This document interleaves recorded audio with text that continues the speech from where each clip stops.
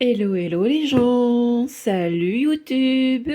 Je suis super contente de vous avoir aujourd'hui avec moi pour une nouvelle vidéo sur le budget de juin. Tout d'abord, je voulais vous remercier parce que je viens de me rendre compte que j'ai de nouveaux abonnés. Plein de nouveaux abonnés. Merci beaucoup. On est presque à 400, donc franchement, c'est super cool. Ma dernière vidéo a beaucoup plu. Donc je suis super contente. Voilà.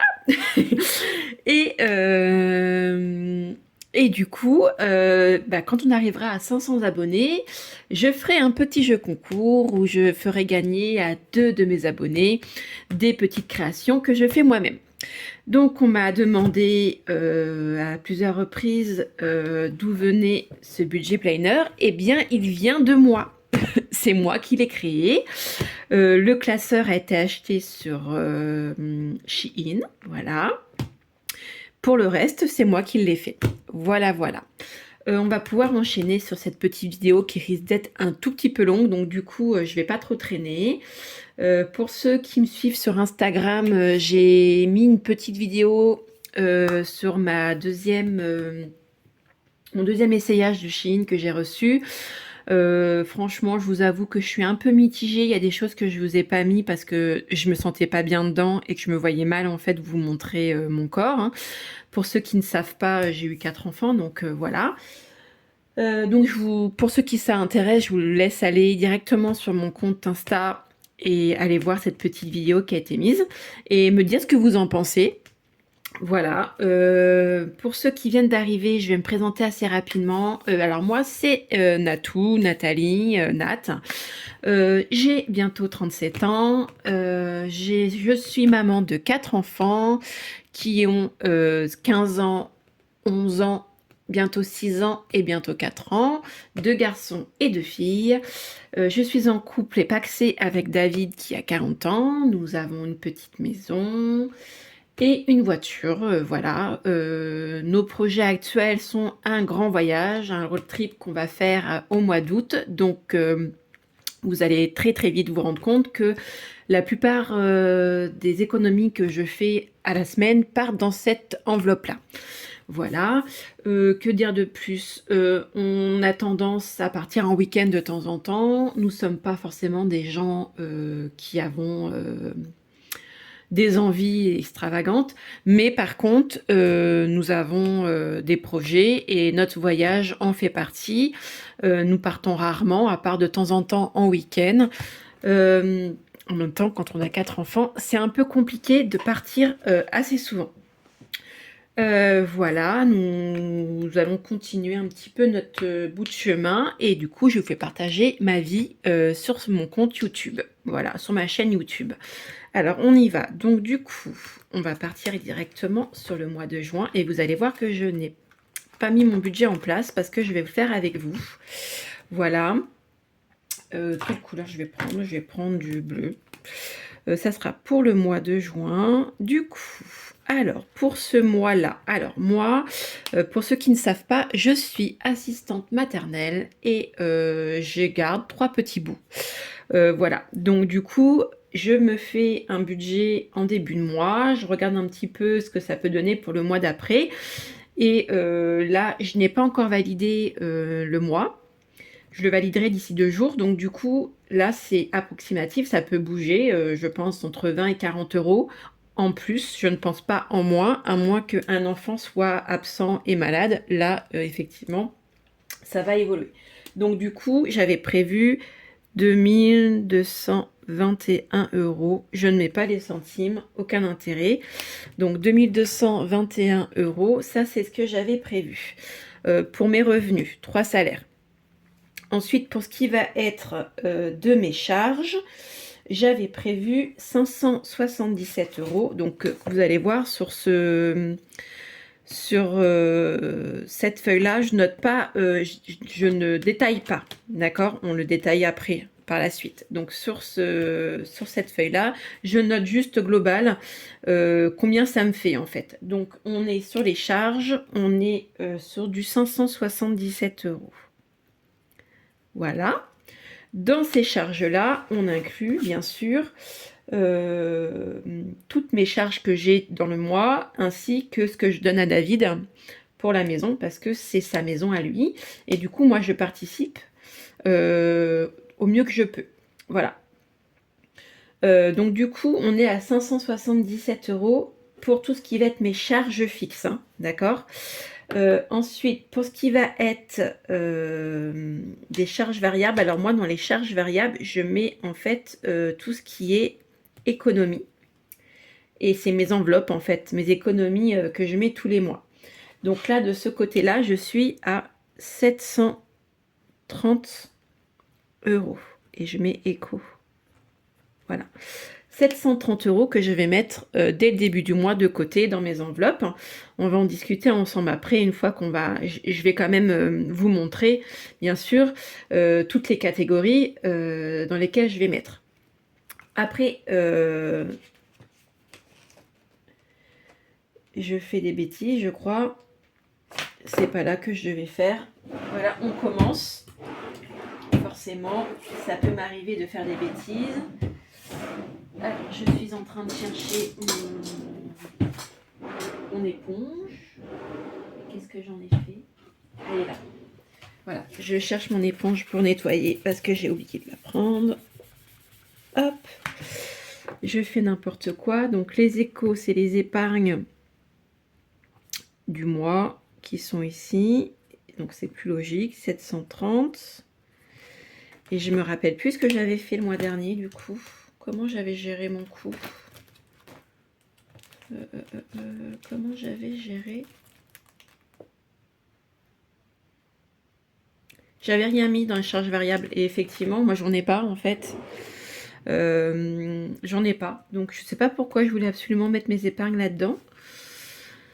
Voilà. Ça commence bien, cette vidéo. Pourtant, je pensais l'avoir préparée, mais non, pas du tout. Alors, quand on fait le calcul de ce que j'ai dans mes revenus, on est à 2221. On enlève les charges fixes, moins 577. Je suis à 1644. Donc, 2221 moins 577, c'est qu'il nous reste 1600. Hop, 44. 1644. Voilà. Tout ce qui avait retiré, je le ferai après. D'accord, on le fera ensemble. Parce que du coup, moi, il faut que je fasse mon calcul aussi. Je vais mettre des enveloppes que j'avais. Je vais les mettre en virtuel. Donc, du coup, forcément, je ne vais pas retirer la même somme.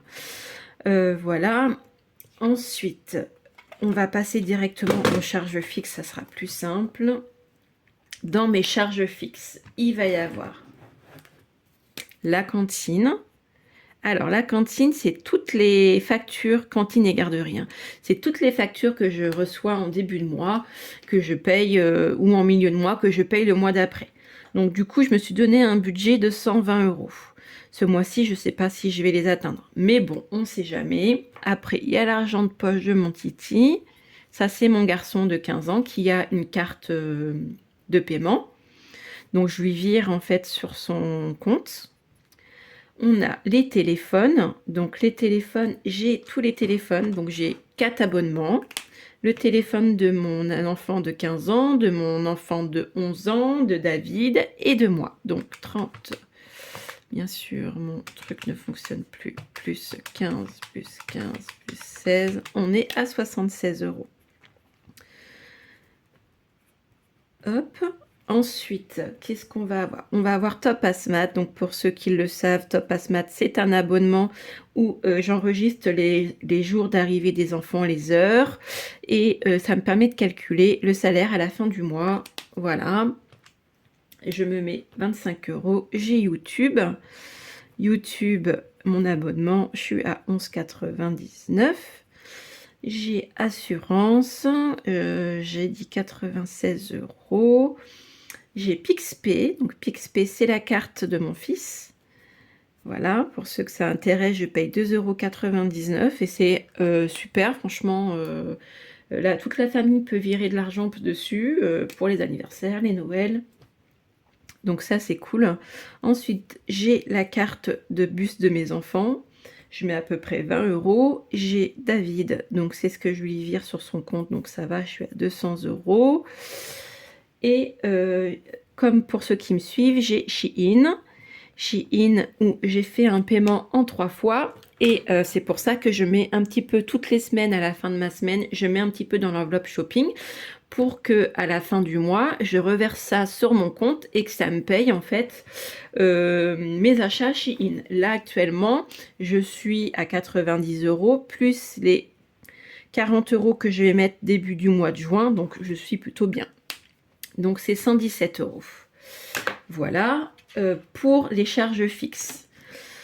Les charges variables, comme je vous ai dit, j'en ai pas. Pourquoi? Parce que nous avons un compte commun et que sur le compte commun, il y a l'EDF, l'eau, l'assurance pour le prêt crédit immobilier. On a une aide ménagère qui vient, donc on paye via notre compte commun. Et qu'est-ce qu'on avait d'autre? Et pour le reste, on paye un peu de nourriture via ce compte. Avec quoi on alimente ce compte? Avec l'aide de la CAF. Voilà. Et puis après, bah, si besoin, on rajoute pour se nourrir, hein, forcément. Mais en tout cas, la CAF nous permet de payer toutes ces charges-là. Donc c'est pour ça que j'en ai pas ici. Ensuite, pour ce qui est des répartitions des enveloppes pour le mois de juin, j'ai prévu comme ça, mais ça change pas. Vous allez voir, c'est la même chose que le mois d'avant. On est sur l'alimentation sur un budget de 300 €, ce qui nous fait à peu près une semaine 70 et une semaine 80. En sachant que forcément, vu qu'on a du reste de CAF, il y a des semaines où je ne paye presque rien, donc c'est normal, ne vous inquiétez pas, on mange à peu près, je prévois à peu près un budget de 140 € par semaine, en sachant que la semaine qui vient de passer, je suis allée aux courses dimanche matin, et j'en ai eu pour 70 €. Oui, ce n'est pas beaucoup avec 6 personnes, mais je fais mes repas, je prévois mes repas à la semaine, je m'organise de cette manière et je ne prends jamais de surgelé, que du frais, et j'avoue que je m'en sors plutôt bien.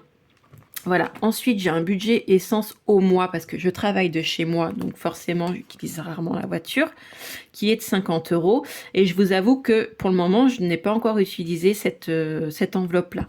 Restaurant, c'est 200 € par mois, j'ai prévu 50 € par semaine. Souvent on partage la facture, donc il m'en reste toujours un petit peu. Le shopping, c'est 80 € par mois, 20 € par semaine à peu près. Enfants, j'ai prévu une enveloppe par mois de 40 €, 10 € par semaine pour leur faire un petit peu plaisir. Divers, pareil, c'est le même budget. Animaux, ça comprend, parce qu'on a 2 chats, donc ça comprend tout ce qui est croquettes, pâté, et puis on en a une qui a un problème de glande thyroïde, donc un médicament à acheter qui coûte assez cher. Du coup, j'ai mis 20 € par semaine, mais souvent j'utilise une fois dans le mois. Voilà à peu près. Ensuite, pour le mois, j'ai 30 € pour le centre pour les mercredis après-midi, en sachant que mes filles sont souvent chez la mamie. Et puis, j'ai un budget coiffeur, 10 € pour mes garçons. On tourne avec le papa, donc un mois c'est lui et un mois c'est moi. Donc voilà, il y a des mois où je ne les utilise pas. Mais ce mois-ci, ça va être, au mois de juin, ça va être à mon tour. Voilà un petit peu pour ce qui est des répartitions des enveloppes. On est sur un budget quand même de 840 €. Je vais le noter. 840 €. Voilà, on est sur un budget de 840 € pour mes enveloppes. En sachant que, comme vous allez le voir, il m'en reste quand même assez souvent. Voilà, pour ce qui est des transferts des enveloppes. Alors, j'ai déjà prévu le coût. Donc, comme vous allez voir, solde, forcément, ça va partir, ça va repartir en virtuel parce que je vais payer mes achats pour le mois de juin sur Shein et Colonie parce que j'ai mis de côté 90 € et j'ai la facture de Colonie à finir de payer avant fin juin. Donc cette enveloppe va aussi être clôturée. Il va plus y avoir dedans de l'argent. Là, le remplissage des épargnes, j'ai commencé à mettre, vous allez le voir. Je ne remettrai pas dans l'enveloppe voiture. Pourquoi? Parce que je pense que 170 €, ça va suffire pour les frais qu'on va avoir avant de partir en road trip. Et que du coup, je n'ai pas l'intention de remettre dedans. Pour les meubles, on vient de s'acheter un bureau, une coiffeuse et un meuble de télé. Donc du coup, pour le moment, je stoppe. Et du coup, ces 50 € là, je les ai remis dans Eco et fonds de secours. Donc j'ai mis 20 € supplémentaires. Donc au lieu de 50 €, je suis passée à 70 €. Et mon fonds de secours, au lieu de 50 €, je suis passée à 80 € pour essayer de combler ce que j'avais pris sur le mois de mai pour acheter mes meubles. Voilà, tout simplement. Ensuite, il va y avoir un nouvel... je vais avoir une nouvelle enveloppe. Je ne pense pas que je vais faire une enveloppe, mais en tout cas, faut que je réfléchisse à comment je vais gérer mon truc. Parce que je vais avoir maintenant des frais supplémentaires en... Je vais avoir des frais supplémentaires pour mes ongles. Voilà, je vais y arriver. Début du mois de juin, je vais faire mes ongles. Je le faisais avant, mais il y a plus d'1 an où je n'ai pas pu le refaire. Donc ça y est, je me relance à domicile. Donc du coup, voilà comment j'ai fait. Je vais vous montrer mon cahier en attendant. J'ai laissé voiture, en fait, c'est ce qui va partir... c'est ce qui va partir pour mes ongles, la voiture, voilà. Et le meuble, hein, c'est ce que j'ai retiré et c'est ce qui va partir dans mes échos et mes fonds de secours. Voilà, la raison. C'est bon, je m'en sors. Voilà, donc ce qui me fait un remplissage des épargnes, on est à 730 €. 730 €. Voilà. Suivi des épargnes. Donc vous allez voir, hein, je fais souvent ça. Je mets la date où j'ai posé. Ou alors, non, pardon, je me trompe. La date où j'ai fait bouger mon suivi des épargnes, la somme que j'ai prise, ce qui va me rester quand je le fais. Donc là, on va avoir le droit en colonie, donc je vais le faire. Ensuite, on a le suivi des charges fixes. Donc je note toujours, par exemple la cantine, la date où j'ai payé. Je vais vous montrer avec le mois de mai pour vous montrer un exemple. Voilà, suivi des charges fixes. On a la date et quand c'est passé, la somme. Donc souvent, comme j'arrondis ou alors des fois par le téléphone, il y a un petit peu plus parce qu'il y a du hors forfait, je le note en bleu clair. Ça me permet de voir une différence, comme quoi j'étais ou à plus ou à moins. Voilà pour ce niveau-là. Le transfert des enveloppes, ça donne ça un petit peu, comme ça vous voyez. Et c'est pareil, ce que je devrais remettre sur le mois prochain, c'est cette enveloppe-là, c'est ce tracker-là que je n'ai pas fait pour tous les mois. Là, je l'ai fait pour toute l'année. Je l'efface et je le remets de l'autre côté. Ça me permet aussi de moi de visualiser ce que j'ai pu mettre pour mes semaines de côté. Voilà. Voilà un petit peu. Donc on retourne en arrière. Donc répartition de mes enveloppes, on l'a déjà fait. Le remplissage des épargnes, je le ferai au fur et à mesure également. On a le suivi des épargnes, si je vous l'ai montré pour le mois de mai. Les charges fixes, ça c'est pareil, c'est en fonction de la date où ça passe, la somme qui est passée, si c'est ok ou non. Et voilà. Donc ensuite, on a le suivi des dépenses en CB. Donc là, c'est la même. Hein. Les suivis des dépenses en CB, ça va me permettre d'avoir un visuel voilà, avec les dates et tout, comme ça. Et ça me permet aussi, moi, de mon côté, de me rendre compte de ce qui va me rester ou pas. Donc c'est vrai qu'au début, j'ai pas noté ce qui me restait. Et ça me permet aussi de mettre quand je reçois des virements qui n'étaient pas prévus. Voilà, comme là, par exemple. Voilà un petit peu pour le suivi des dépenses. Après, il y a le bilan des dépenses par catégorie au mois. Donc, vous allez me dire encore, mais oui, je préfère en avoir trop que pas assez. Donc, du coup, par exemple, si je fais un exemple sur l'alimentation, eh ben, j'ai prévu 80 €, j'ai dépensé 50, il va me rester 30 €. Voilà, là, j'arrive à avoir un visuel, en fait, sur mon année pour me rendre compte, en fait, de réellement ce que j'ai dépensé au mois pour l'alimentation et de ce que j'ai réellement besoin ou non. Voilà, ensuite on a le bilan du mois, mais je l'utilise très rarement. Il est là, il est créé, donc je le laisse. Et là, j'ai les économies du mois qui va me permettre également d'avoir un suivi,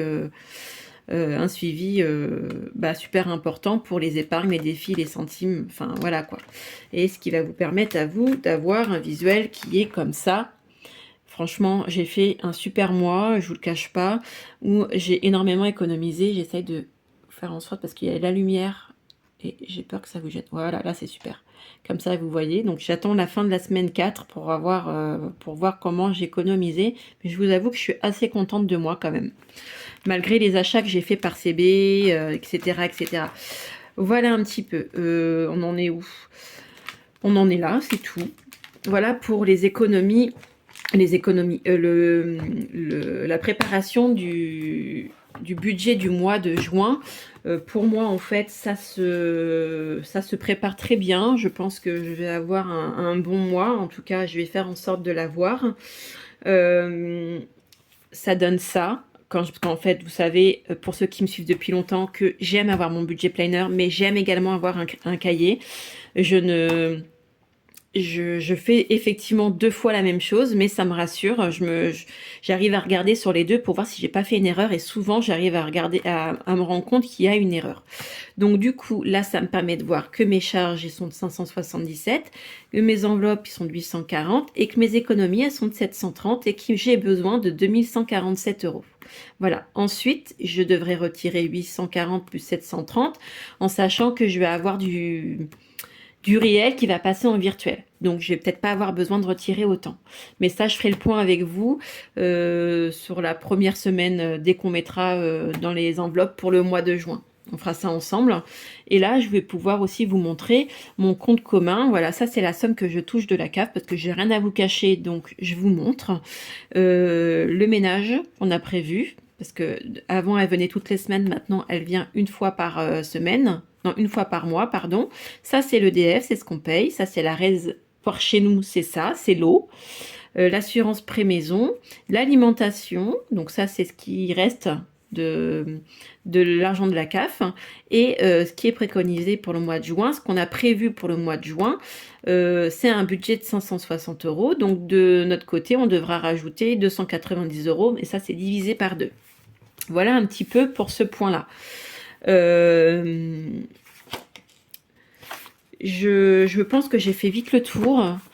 Si jamais vous avez des questions, surtout n'hésitez pas. Il peut arriver que des fois je me loupe, je fasse n'importe quoi pour pas être vulgaire, et que du coup, vous ne compreniez pas de quoi je parle. Si vous avez des questions, je reste disponible. Un petit commentaire en bas pour me dire ce que vous avez pensé de cette vidéo, si je me suis loupée, parce que ça peut arriver. Hein. Et puis, mettez-moi un petit pouce pour essayer de booster la chaîne et de vous abonner, parce que plus vous êtes, mieux c'est, pour moi en tout cas. Et puis, n'oubliez pas, au bout de 500 abonnés, je ferai un petit jeu concours où je vais vous permettre de gagner des créations que je fais. Donc, je vous proposerai tout ça au moment venu quand on sera arrivé aux 500 abonnés. Voilà tout le monde. Je vous fais plein de bisous. Et je vous dis à très vite pour la prochaine vidéo.